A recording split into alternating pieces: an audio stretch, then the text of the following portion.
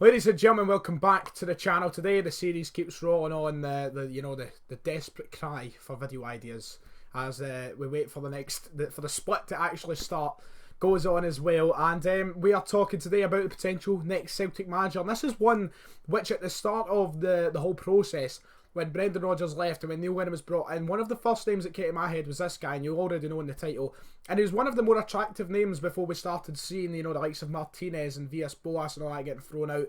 This was one of the names that I thought to myself, why not take a gamble on this guy? Why not go for him?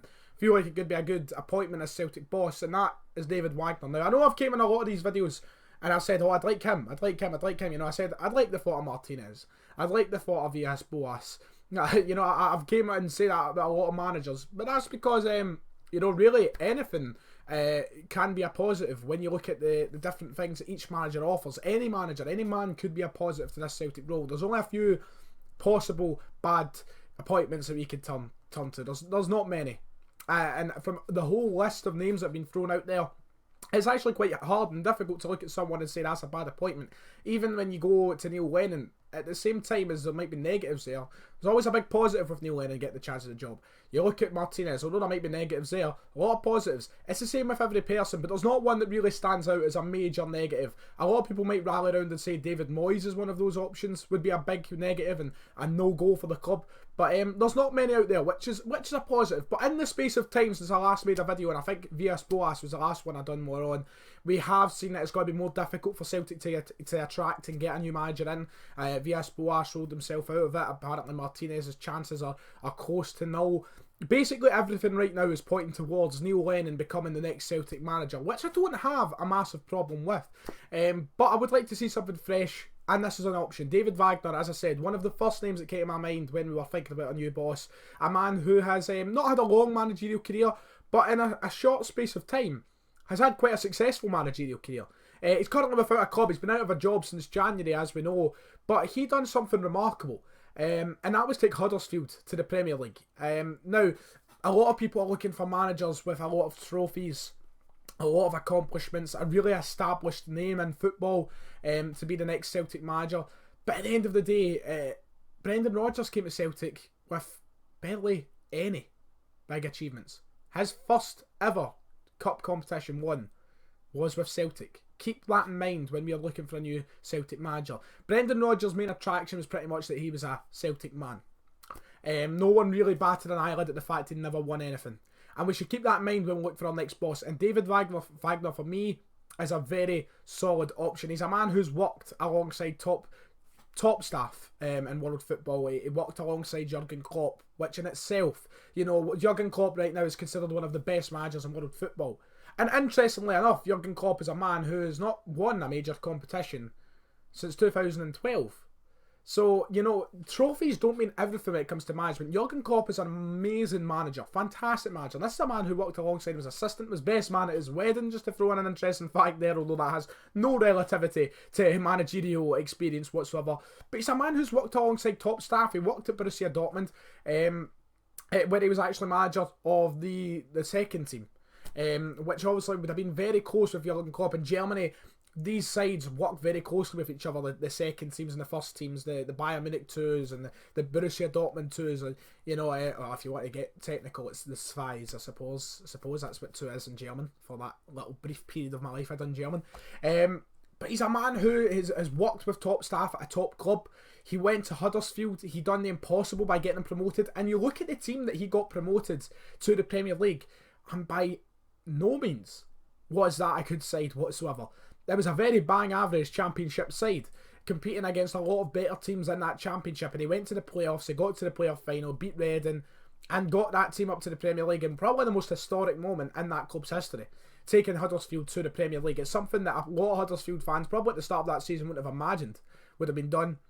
And it completely transformed that club. Yes, Huddersfield are now coming off the back of relegation. They will be back down in the Championship next season. Keep in mind, David Wagner's not there right now. He left in January. He felt like his time was up. And probably if he was given longer. See, here's the honest truth though. If David Wagner was there to the end of the season, could Huddersfield have stayed up? The summer's back, which means hay fever is back. Great. We'll pretend that never happened. We'll continue on with the video. David Wagner would he have kept Huddersfield up if he managed to stay to the end of the season? He built such a strong connection with his players at that club, such a strong connection with his fans as well, that maybe he would have been the right man to rally around that team and get them up to Premier League survival. But you look at that Huddersfield team and you might say he basically guided the team to Premier League relegation, right? Let's take that out of consideration for a minute. We'll go for his whole Huddersfield career. That's the only senior team he has managed, Huddersfield. He went there in 2015, right through for about 4 years he was at the club. He got them from Championship mediocrity to Premier League status. He then managed to keep the team in the Premier League for a full season, at the same time playing a very nice, brand of football. It wasn't boring to watch. They were actually quite decent. They weren't great. They weren't outstanding, but they weren't like your Burnleys or your West Broms. These teams who play horrible football. It's actually quite decent. It got some massive results over the course of that season. They beat the likes of Manchester United at points. But he got them to Premier League survival, kept them in that league, and then just second season syndromes swept in, and they've obviously paid the price, and they're now going to be back in the Championship next year. But they were not expected to stay up in the first season by any means. They were expected to finish rock bottom, in fact. And this season they weren't expected to stay up either. Expectations in football now are made so much greater for managers. It's hard to create an impression and stay in your job. At the end of the day, the job he done at Huddersfield was absolutely remarkable. And his recruitment of players wasn't too bad either. You seen the likes, he made Aaron Moy from a player at Manchester City who wasn't wanted, who was pretty much useless. He was going to get, go nowhere at Manchester City. There was no chance he was ever getting into a Manchester City team. Huddersfield took advantage of that. They recruited him and made him into a phenomenal player. The key player within that first season in the Premier League for Huddersfield was Aaron Moy.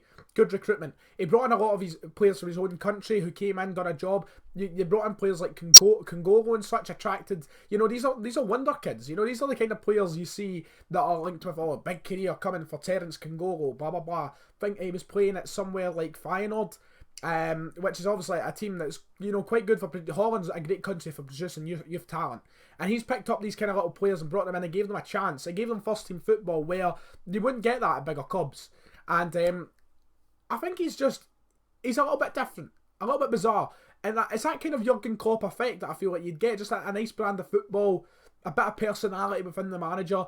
Now, there's probably better options on the table. Let's be honest, David Wagner is not going to be the premier option for Celtic fans, but as the day has went on, the amount of stories, the amount of rumours have passed about the interest from Celtic increasing in David Wagner, there is a possibility he could be the next Celtic manager. He was loved and adored by Huddersfield fans after getting that promotion. And I think a lot of Huddersfield fans would agree it was probably one of the best things that could have happened to that club. There's no doubt about that. Can he take the step up and be the man to come in and deliver trophies for Celtic? I believe he could. At the end of the day, we are strides ahead of any team in this country. I don't think it would take too much for someone to come in and help us get to 9 in a row, help us deliver more trophies to the club, and ultimately guide us to 10 in a row.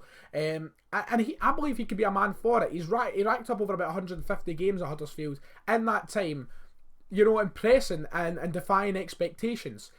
Now, if he came to Celtic, was allowed the resources, the money to build a team that he's comfortable with and bring in players which would be something a little bit different. I think we'd be attracting something very different with him in charge. I don't think we'd be attracting the same type of players that we've been seeing over the last few years. I think we'd get something different from him. You look at the likes of Chrissy Ayer, right, who was brought in by Ronnie Dyer. It was a different, no one expected, who was Chrissy Ayer? No one knew who he was. I think you get a lot of that, which is also a gamble.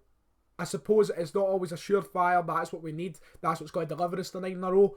But I think that little bit different is something that I want to see, and I've expressed that a lot through talking about Martinez, Villas-Boas. The reason I don't want Lennon to continue as managers because I just want something fresh, something different. That's no disrespect to Neil Lennon. It's just because I feel like there's a time for change. Now, a lot of people might argue time for change isn't now, we need to go and secure 10 in a row. That is ultimately what we've been shouting about for the last 8 years. But a good feeling David Wagner would be a good option. Just that little bit of freshness. Just, that's nice. I like it. Bring him in. I've said that about everybody that made this video about that. But you know what? He's something different. Take that away from this. Remember that. The German man in charge of Celtic is a nice thought. Marco Rose is gone. Villas-Boas looks gone, Martinez looks gone, the options are limited, and this is not a bad option. And it's not one I'd complain about as Celtic manager. David Wagner Could it be him? Is he the next Celtic manager? Let me know your comments, your thoughts in the comment section below. Probably more abuse as usual, because everybody is kind of a tense moment about this job and what's going to happen. But if you've enjoyed, like and subscribe, that would be greatly appreciated. And I'll see you all